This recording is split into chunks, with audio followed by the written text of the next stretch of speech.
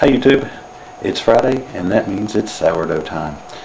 I generally start the process for making the sourdough on Friday, which means by Sunday I'm baking the bread, and I end up with three of the most delicious loaves of sourdough bread that you can imagine. I do bake with I make my sourdough with a starter. Maybe one day I'll do a video on making the starter, but for right now I'm going to use the starter that I have because it is kind of an involved process. But I'll show you each step. None of the steps except for the baking takes more than 10-15 minutes. If you have any questions, let me know. Thanks. Okay, the first step is the simplest. It is removing the starter from the refrigerator.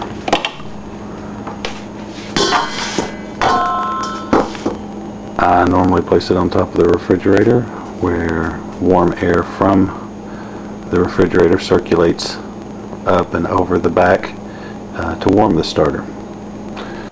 I'm sorry that was so dark, but my understanding is the reason we store it in the refrigerator is to slow the feeding process of the yeast that's in the starter. I'm by no means an expert on what's going on in the chemical processes and biological processes going on inside of the starter, but basically for a week the starter is stored in the refrigerator, which is slowly feeding and growing and re-establishing, I guess, the colony of yeast for the next batch of sourdough bread. So if anybody knows anything more than that about it, then I would be glad to hear about it. But I'll see you at the next step. Thanks.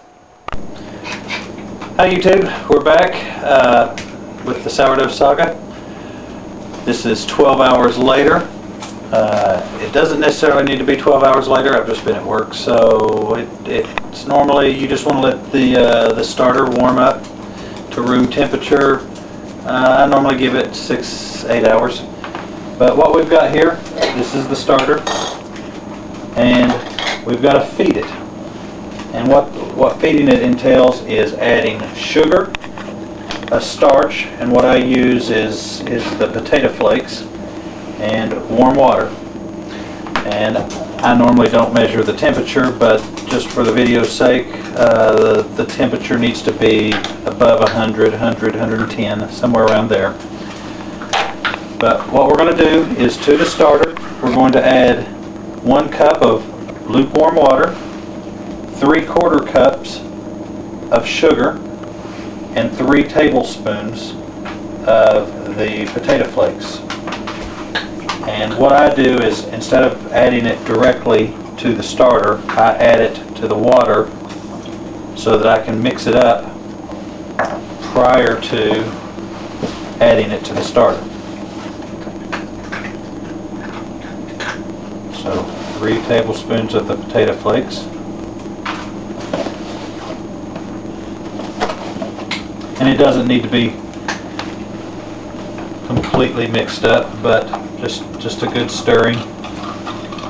The sugar will dissolve pretty well in the warm water.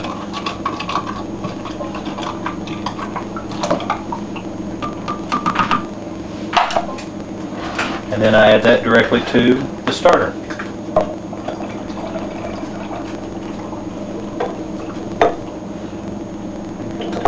And what that does is, well, the sugar and the starch will provide food for the yeast, and that's going to re-energize this yeast since it's warmed up. And tomorrow, well, another 8 to 12 hours later, we'll use this in the batter for the bread, and the yeast will provide the leavening agent.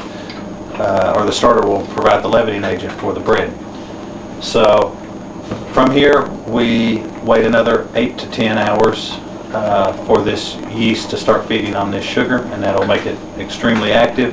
And then next time I talk to you, we'll be mixing the dough. Thanks a lot.